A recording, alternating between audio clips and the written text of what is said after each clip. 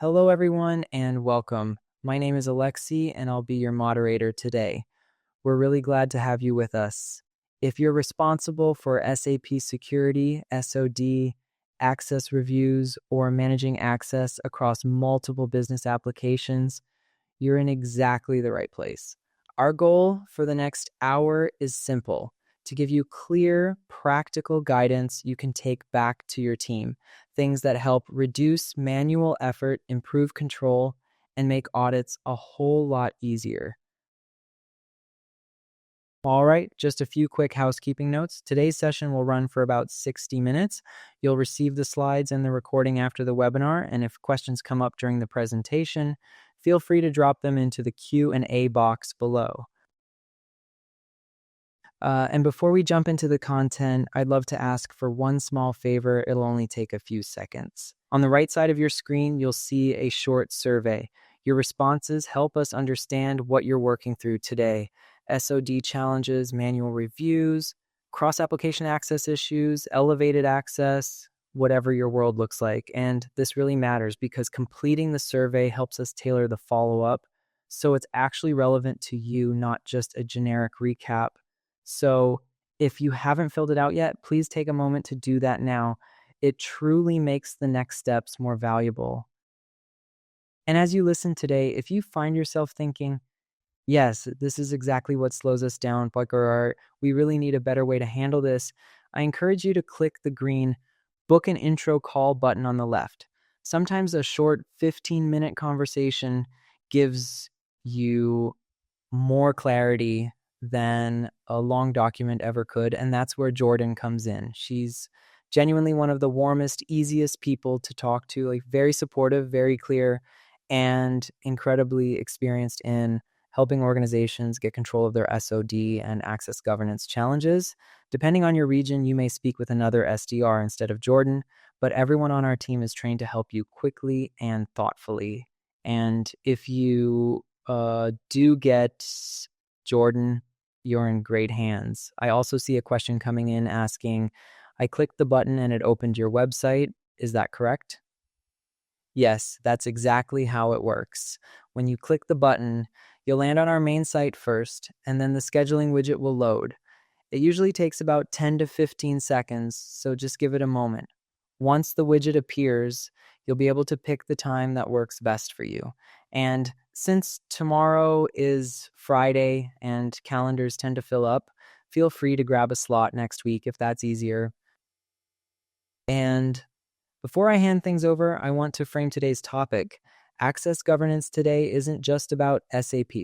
Most enterprises run procurement in Ariba or Coupa, HR in SuccessFactors or Workday, CRM in Salesforce, warehouse systems like Manhattan, dozens of applications, all connecting into the same business processes. And that's exactly where traditional single system SOD models start to break down. So today we're looking at what it means to take a truly enterprise-wide approach, one that spans SAP and the surrounding applications, keeps pace with cloud adoption, and provides visibility across the full process, not just one system. And there's no one better to guide us through this than Susan. It's my pleasure to introduce today's speaker, Susan Stapleton, Vice President of Customer Advisory at Pathlock. Susan is one of the most respected experts in the GRC space. She brings more than 20 years of experience, has led over 160 GRC implementations, and helped develop the original Versa solutions, which later became the foundation of SAP's GRC suite after the 2006 acquisition. She understands the realities of modern enterprise environments better than almost anyone: cross-system risks, cloud adoption, user access reviews, elevated access, continuous controls monitoring, all the areas that make governance challenging today. Susan, we're thrilled to have you. The floor is yours. Thank you for the introduction. Welcome, everybody. I'm Susan Stapleton, Vice President of Customer Advisory at Pathlock. In today's webinar, I'm going to talk about the evolution from SAP-centric to hybrid multi-cloud environments and why traditional GRC solutions like access control falls short in modern landscapes, and why you'll have to move out of app-specific silo reporting to see the full picture of your risk and most importantly, focusing on your stakeholders for business user access reviews and even business privilege access management. So I just want to say up front, I'm a firm believer that your rule set is the foundation for everything you do when it comes to GRC and compliance. A lot of things are driven off of that rule set, and it's super important to keep that rule set accurate, up to date, and covering the applications that you need it to cover. I also think it's very important to have business ownership of the business processes that drive the business and the users who have access to those business processes or activities within those processes. So I'm going to be kind of focusing on that throughout this webinar, but a little bit more about the challenges we face. And I think of myself as a GRCer because I've been doing it for a long, long time. The traditional GRC solutions like access controls and others, whether for Oracle, Dynamics, SAP, you name it, they're pretty app specific, and they were built for an ERP with the thought that everything would be in that ERP. They never really designed or thought of looking outside of the core ERP systems that they managed. Many organizations still operate in application-specific silos. SAP, Teams, Basis, Security. I talk to customers every day that still have an SAP team, and then there's other folks outside the IT security staff that handle things like access to Ariba, authorizations for Salesforce. And a lot of times the HR team manages the HR applications on their own. And they're usually pretty restricted to a certain number of people. But if you haven't already been deemed or discussed of this topic by your auditors, you most likely will be soon. The customers I'm talking to today are ones who have been caught off guard. Auditors are starting to say, hey, your whole procurement has moved to another application. All of your assets are controlled via another application still. And maybe your inventory is in another application. So all of these things typically belong in SOD risk sets, activities that you want to monitor. And if your auditor comes in and looks at your GRC solution and it's not covering those things, they're going to have an issue with that. And it's sooner or later that they're going to have an issue.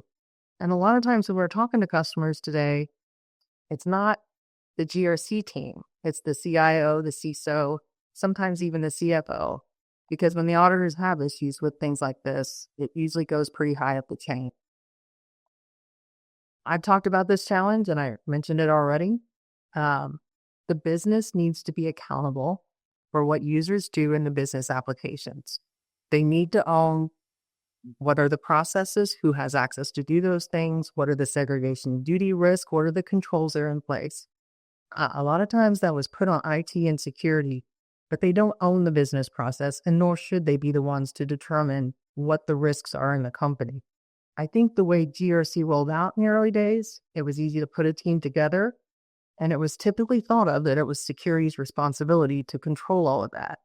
And a lot of companies kind of still fall into that same method. But it is time to get outside of that and have the business own this.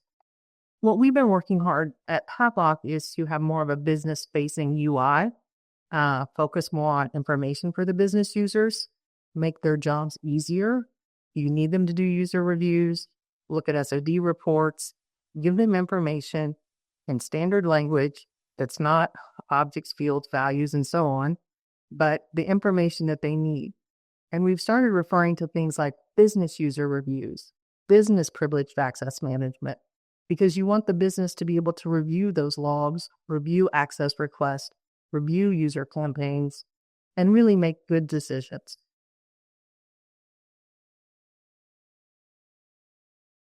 I want to say another thing. When you talk about the business folks are not there to do compliance. And this kind of got pounded into me when I was at Anheuser-Busch, since that we had the business own security, controls, segregation of duties, approve access. But the business people did that, but they weren't there to do that. That was not their job. It was a side gig, and their job was to make beer, to manufacture glass, to do other things.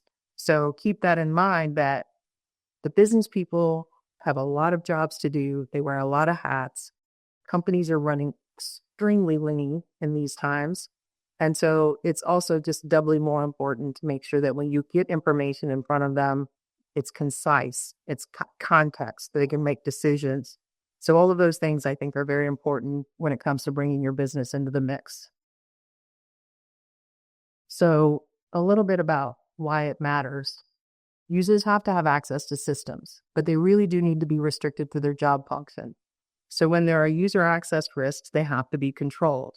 And I would suggest you automate all of the SOD mitigation controls. It's kind of the business I'm in and have been in for several years at Patlock, working with SAP customers, implemented CCM. But these things, if you have to put manual controls in place for risk, it's an extremely resource intensive and costly activity.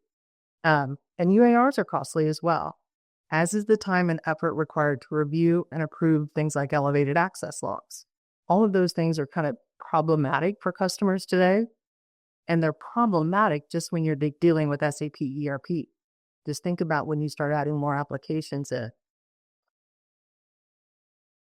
What I would say is when you have the foundation, your good rule set, your processes, the culture to be compliant, audit tasks should just be a follow-on. They shouldn't be onerous or hard for the business to manage. When you have all of the data and all of the audit trails for automated processes in one GRC solution, successful audits are a byproduct of that and your compliance program. I'm going to start talking about the need to govern beyond SAP. So that's really what we're talking about today, being risk aware of all of these other applications that should be in scope. They have financial relevance, but you may not be able to monitor them today. So talk about that. So what's the challenge? I think if you are a GRC person, an admin, administrating any GRC solution, you're going to be familiar with this particular risk, right? You can be able to do purchase orders, maybe purchase orders and approvals, and process invoices or payments. I mean, that is a standard SOD that we have been monitoring in SAP ERP forever. It's a basic risk definition, and underlying this definition in your GRC solution is all of the data needed to properly identify this SOD risk in your environment. And I'm going to say it was no easy task to kind of get your arms around this activity, even when everything's in SAP itself. So this is just an example of standard SOD risks. And all of us are probably very familiar with this. We have risk IDs, function IDs, combinations of functions make up our risk. So whether your risks are included in functions for procurement, inventory, accounts payable, assets, maybe it's vendor records, all of your SOD needs to be managed consistently in one GRC solution. And most of your rule sets probably started with this out-of-the-box rule set from SAP or something very similar. You added your custom T codes, you added document types for purchase orders, maybe keys for posting accounting documents. Anything that was custom got added to your rule set. And typically, hopefully, you worked with the business as you implemented more and more functionality in SAP, you kept this rule set up to date. So your risk library, to me, a lot of things build off of this. You have to have ownership of this by your business. They need to be agreeable that if I have an SOD, for instance, on the first line there, that people who can enter counts and clear differences in inventory should not be able to post journal entries. They need to buy into this, understand the risk, help you determine the risk, help you determine a control of people need to do this, and really own this because the auditors are going to look at your risk set pretty much every time they come in. Well before companies started moving to S4, and when they started moving to S4, they really started adopting cloud solutions. But before then, a lot of companies adopted Ariba, especially SAP companies, and they also adopted usually SuccessFactors. Those were the two first cloud solutions we saw a lot. And if they didn't adopt Ariba, they adopted Coupa, Jagger, Tradeshift, you name it. Lots of cloud solutions out there. But the fact of the matter is, core activities in your SOD risk set, in your business process, starts moving outside of core ERP. And this is where you start losing track of your segregation of duties because I move my requisitioning or purchasing to Ariba, and I no longer get SOD reports out of SAP that have that risk, it doesn't mean the risk is gone. It means that I need to shift my target application where I'm monitoring users and what they can do to Ariba for the procurement risks. And a lot of people at this point may have created dummy roles, dummy processes, figured out ways to do Ariba in almost like a workaround process, but that really puts you in a path that maybe the company thinks, okay, well, now I'm going to adopt Manhattan Warehouse Management. I'm going to adopt Synodi Master Data Governance. I'm going to adopt, you name it, one tax, one source. All of those things start coming your way, your direction if you're in security. And then you have to figure out a process to handle those without maybe buying additional software. So just be careful not to go down that path. This is just an example of procurement moving outside of core. And what are some of the things you're going to want to monitor for? I also think it's important to understand if I'm moving everything outside of SAP or just some of my procurement functionality. An example of this for Ariba, a lot of companies start resourcing in contracts. They may not have a lot of financial relevance from an SOD perspective when they roll out that core module. The next module may be requisitioning and purchases. That absolutely has an impact. And next year, they may adopt invoicing through Ariba.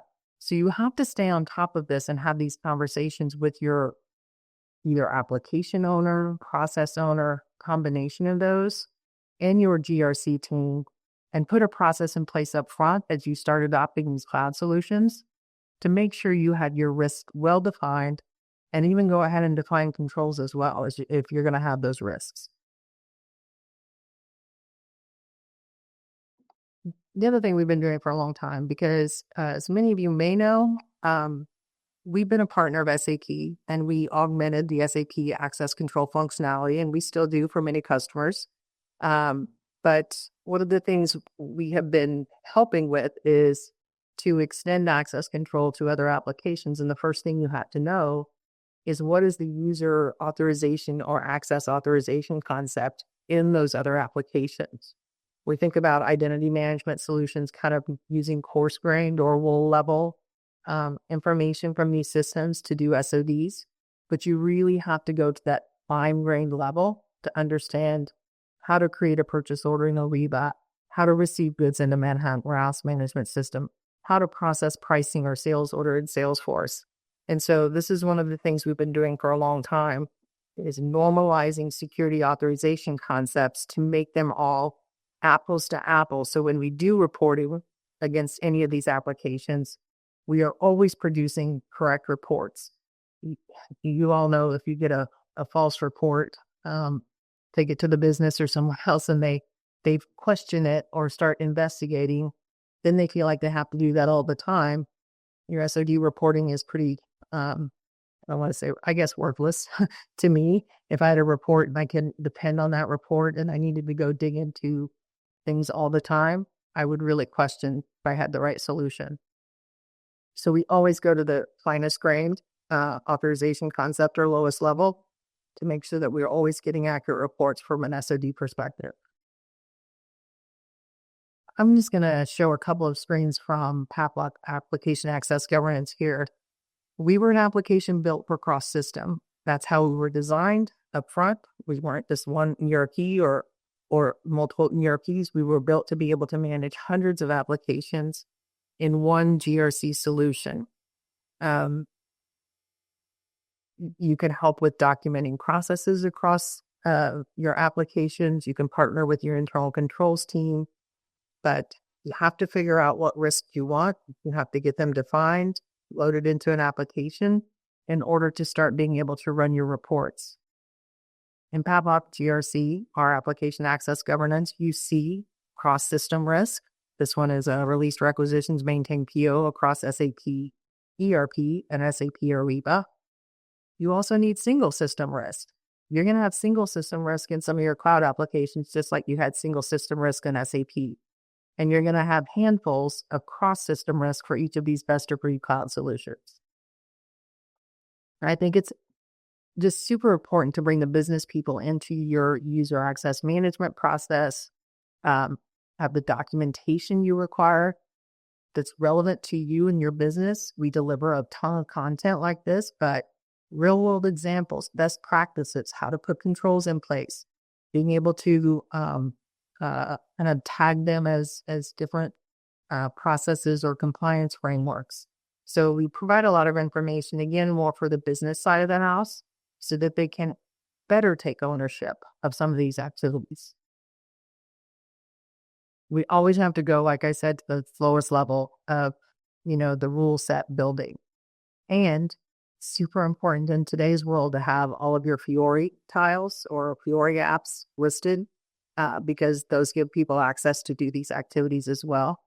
So this particular SOD I'm drilling into, part of it's done in SAP, which is maintain purchase order. You're going to see all of your standard objects, Fiori apps, and so on how you can maintain purchase orders within an SAP ERP. You're also going to see that the conflicting function here is release requisitions in Ariba. Now, Ariba's got one of the most simplified authorization concepts. It's a role and it's groups within a role. So that's the lowest level you need to. If you have this group, then you can process a purchase order. So you won't see a lot of detailed authorization information for things like Ariba. You get into Salesforce, it's extremely complex. You see a lot of information out here. And that's another thing we can provide is rule sets for a lot of the cloud applications. But it's just super important that you always go to the level that actually allows that user to do that activity. And I think you need a GRC solution that was built for stakeholders. All of your stakeholders across the process, whether you need very detailed granular reports for IT security to actually go remediate things, whether you need dashboard reporting for your board level updates that happen periodically now, or just different levels for your business owners, risk owners, application owners, all of that information should be in your GRC solution. And also see, underneath segregation of duties, employees, violations, just different ways of how these violations are occurring and which roles these are coming from. And again, this is your cross-system view of an SOD risk. This is just the P2P process again. The other flow I showed you was actually just the activities within Ariba. The important activity here is to ensure GRC and procurement teams or sales teams or inventory materials management teams or finance align to understand what activities are moving outside of the ERP, what's moving initially, and then stay aligned with those teams to ensure the rule set stays up to date when more and more functionality gets adopted. You could even have multiple cloud solutions in your procure-pay process. So exactly the same as your prior SAP rule set, when a team created new rules and or transactions or doc types or movement types, rolled out additional functionality that you might have risk in.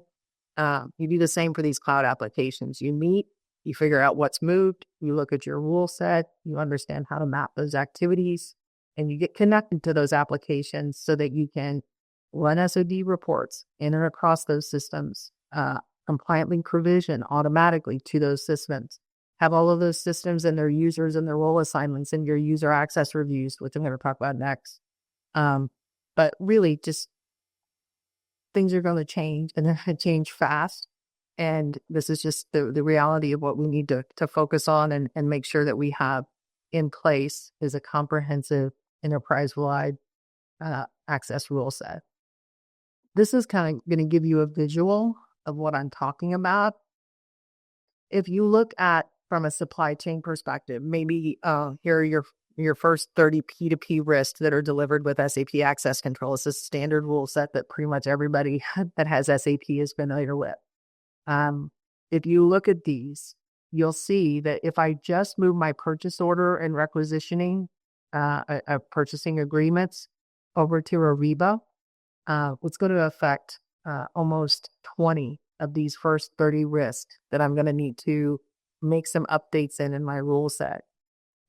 So the other thing I would do here is understand, am I doing direct purchases in Ariba, indirect purchases only? or all of my purchases go into Ariba? Because this is nothing more than master data that you're setting up your rule set with and for. Maybe I still leave these exactly the same as they are today because my indirect purchases are only going to move to Ariba. Then I would create a new function called maintaining purchase orders in Ariba for indirect purchases and probably just duplicate every one of these risks and throw in the duplicated risk ID a new ID and say I'm going to maintain these purchase orders in Ariba, and I still want to monitor if I did the purchase order and received the goods. One step would be purchase orders in SAP versus goods receipt in SAP. The other would be maintain purchase orders in Ariba versus goods receipt in SAP. Again, just thinking through your master data and how you would set this up. So what if I adopt a new inventory management system, a warehouse management system? It's just going to continue to be complex. You're going to have to figure out how to get these things in. And there's just this many more risks now that you may have to duplicate to get a good picture of what's happening. Some of the things that might happen is that I may only move the MIA to a Manhattan warehouse. And in the US, I'm going to use SAP to do all my goods receipts and all my inventory management. I know that's complex, but that's the reality of what companies are doing today. Or I'm going to go country by country and move to Manhattan warehouse management. Those things your rule set needs to follow. So you're going to have to step through and just make sure that you're maintaining your risks as you do that. These are the SOD functions I see in Manhattan warehouse management. And if you are familiar with the materials management codes in SAP in the standard rule set, handle stock movement with reference to a purchase order is the equivalent of the function of goods receipts to a purchase order. Entering physical inventory counts is the same as inventory counts IM, right? So you can kind of take a look at these. And I think the SAP rule set that you probably have, if you were an access control customer using the standard SAP risk set, it's perfectly fine just to kind of swap out those functions of where you're actually doing these activities now. And you will have intra-system risk as well, right? Who can enter physical inventory counts and scrap goods? That's a risk within warehouse management itself that you would want to put in your rule set.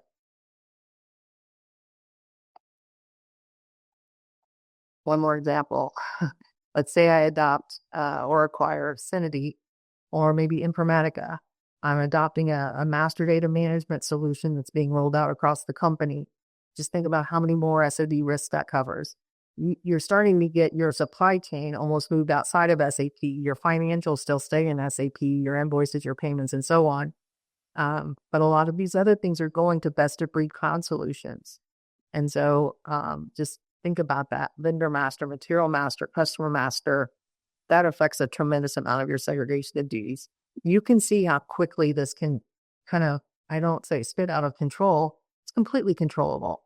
But you just have to stay on top of it. And you have to be going live with new rule sets or risk updates as you go live with these applications. And it could be country by country, continent by continent, or business unit by business unit. So before I move on, I kind of want to wrap up this rule set discussion this way. Monitoring user access across processes and systems requires a comprehensive GRC solution, one that was built for cross-system, allows building of fine-grained rules, and reports SODs in and across multiple business applications. And as you define the process for one cloud app, just know that more will be coming your way, and you need a solution and processes to help kind of bring all of that together and keep it up to date and current, because compliance has to live and transform just as the same as you're transforming your business with either S4 adoption or whatever the case may be.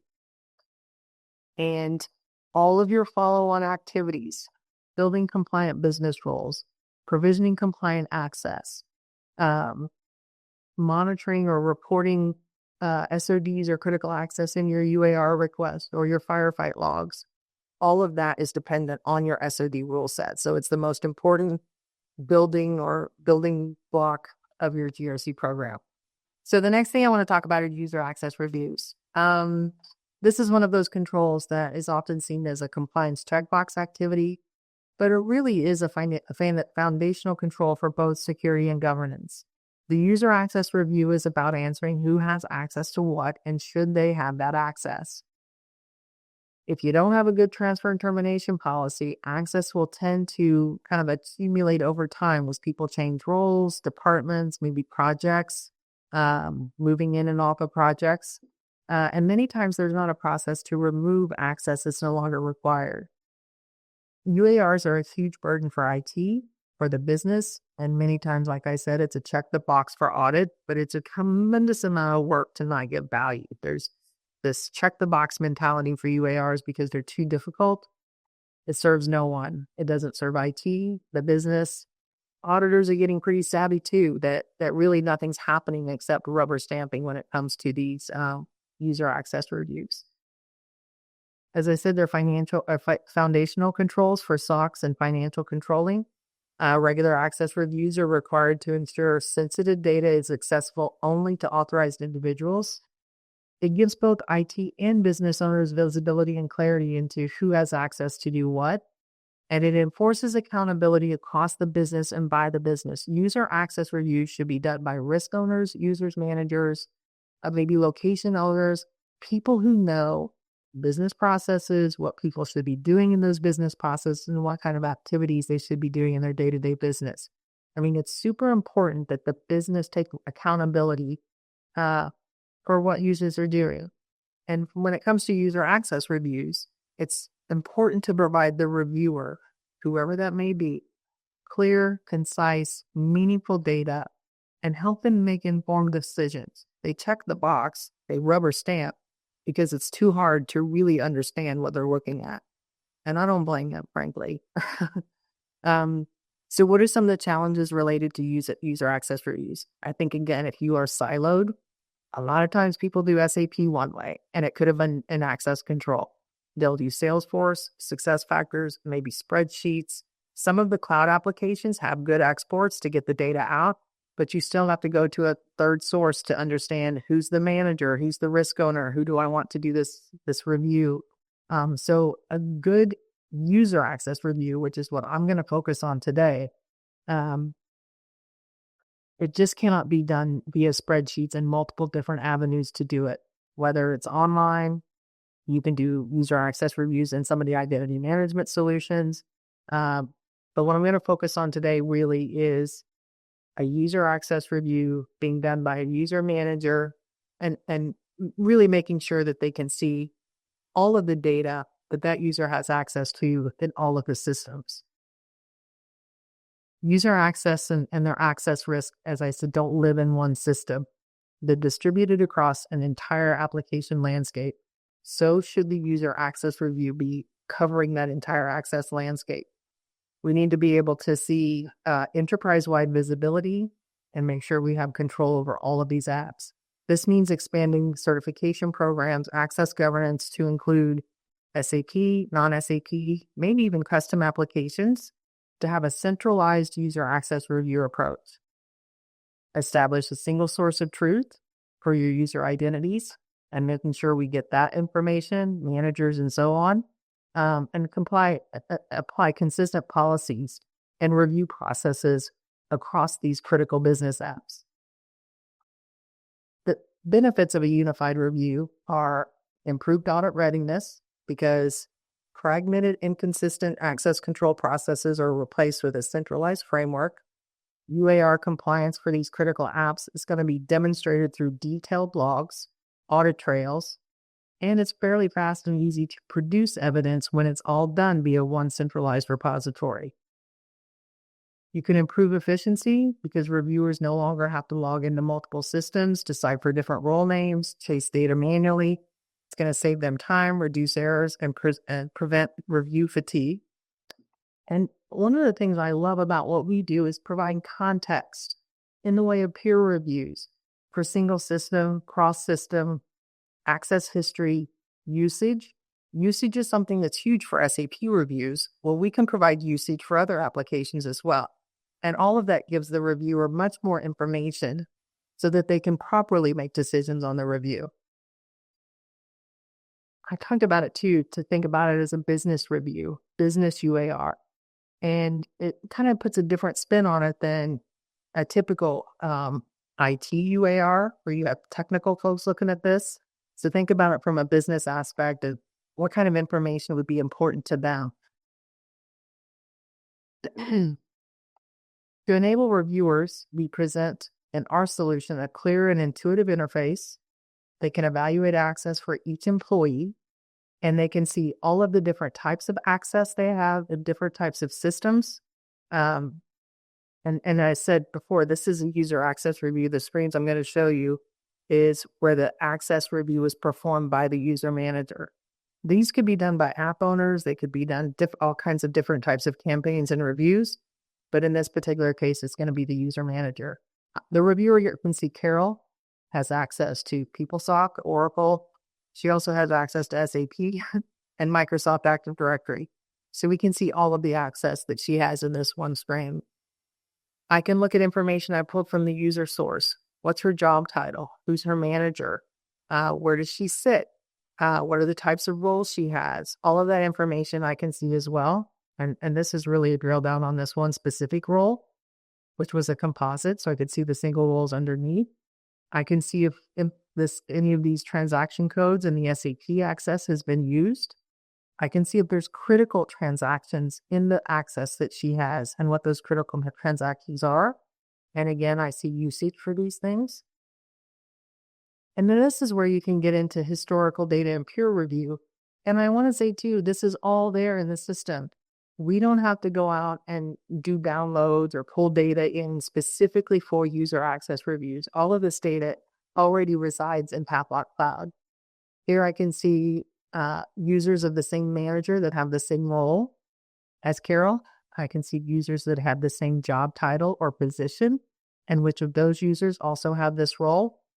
I can see the history of the last review, or actually this is when the role was provisioned, approved, who approved it, requested it, who approved it, when was it provisioned. And then I can see the last certification date and time and who approved that or reviewed this role assignment at that time. So to me, this is huge that you can give all kinds of contextual information to the reviewer so that they can make well-informed business decisions as to should these users have this access. So wrapping up that section, I think UARs are too costly to not gain value. It means no rubber stamping. When you can perform UARs, or when you do perform UARs for different systems, different ways, manually extracting data, having to do a lot of manipulation to that data, providing little or no context, there's just no way to accurately review a user's access. Centralizing UARs for business applications alone can provide an entire ROI for something like a GRC solution. Okay, almost done. Just a couple more quick things. I want to just take you on through to firefighting and think about this the way business firefighting, business PAM, privileged access management, business elevated access management, whatever you want to call it, really focusing your audit log review for your business user review. Again, a business user, a manager, they own success factors. They own the Ariba. They own the processes that flow through those business applications. And they need to own the review when people get exceptional access to those applications. We can provide you a consistent approach to get access to any of those business systems where we can provide firefighting audit logging.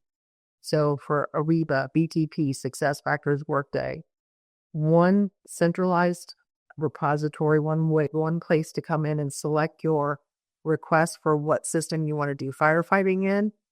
We provision the access. It's time bound. We can do role or ID based. So either one for most systems. Some systems have to be role based. Other systems have to be ID based. But we can normalize all of that through one request process. And we would revoke this access after 2 hours or 4 hours or whatever the case may be. And once that access is revoked, we create the audit log and workflow that out to the business owner to review. So it's really important to have, I think, information for that business user to see, did they insert records? Did they make changes? If they made changes to critical data, can we show them from and to values? The answer is yes to all of those things. One of the things I want to talk about for Ariba, if you've not gone through an audit yet, your auditors, there is an Ariba role called customer administrator. That's the role you have to assign if anybody needs to do emergency type access repairs or emergency activities in Ariba. Well, your auditors are going to want to know several things, such as when they got the keys to the kingdom in Ariba, did they create a user? Did they approve purchase orders? Did they change configuration? And Ariba produces this humongous log of everything that happens in the system. It goes into one log, and it is impossible to get through from an audit perspective. We can assign the role through Firefighter. We can log everything that happens while that user's in there with that customer administrator role. And we can tell the business owner, when they review the log, what the user did in Ariba and what values did they change from and to. Did they insert records? Did they create a user? All of those things would be in the audit log. And that's how you would respond to a customer administrator audit for Ariba. Another one is success factors. Auditors expect you to lock down the proxy ID in success factors. The proxy ID is what gives users, a normal user, exceptional access. So auditors want you to have a process that you only assign proxy IDs through a very consistent approach with approvals along that process. We can do that in success factors. Only allow proxy IDs to be assigned via Firefight process. And then again, we would report any entries, new transactions, from and to values of what users did in success factors. I'm going to finish up with SAP because SAP Firefight logs, there's just a handful of things that they're monitoring for. SM20, SUIM, CDHDR, CDPAUSE. There's a couple of others. But there's so many other logs in SAP today that are critical that are not getting logged through SAP Firefighter. There are things like OData APIs being set up, maybe configured in the gateway, which opens up a lot of activity. There are Fiori apps being used. I don't think those still are reported in SAP's audit logs for Firefighter. OData services. There's just a lot more places that firefighters can have access to that need to be logged in the firefight log. We also can track table changes or updates. So it's just a big difference in the level of activities that we're reporting when it comes to firefighter. All right. Well, I just wanted to kind of wrap up here with the requirements of a comprehensive GRC solution. You should be able to govern all of your critical applications for SOX, GDPR, PII, any of the regulatory requirements you have that all-in-one solution. Automate your user access reviews and make business context aware so that users can review the data, see exactly what users are doing, and make informed decisions on whether users should retain that access. Audit-proof Firefighter for all of your applications, SAP and cloud applications, and being able to have an audit log process there. I was going to talk a little bit about CCM, but in our same platform, this is all together in one platform, we have the ability to pick up and monitor risk, which users did in SOD, who created a purchase order in Ariba, approved it in Ariba, and received the goods in Manhattan Warehouse Management System. What was the document number, the date of the receipt, and so on. So we can go through your systems, look at posted transactions, identify actual SODs, and surface those up for the business to review. And surface the exceptions only.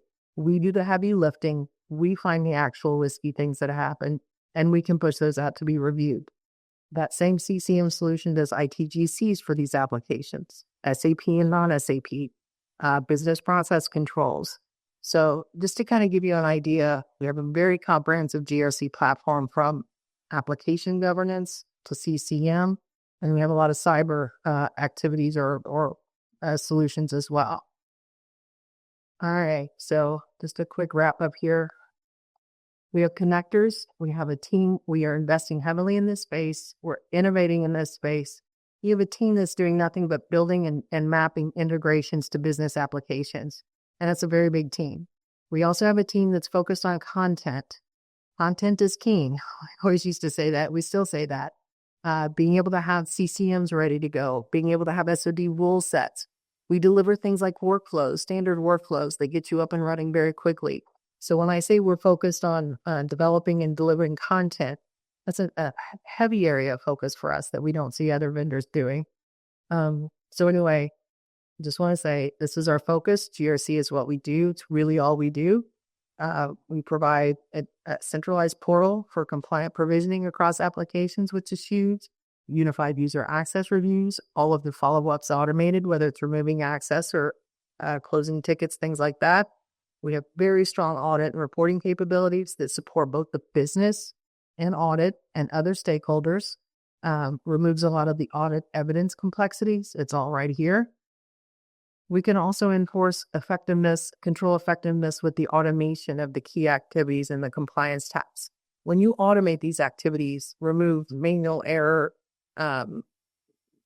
different things like that, not only do you run better, faster, with less resources, it's going to be more accurate.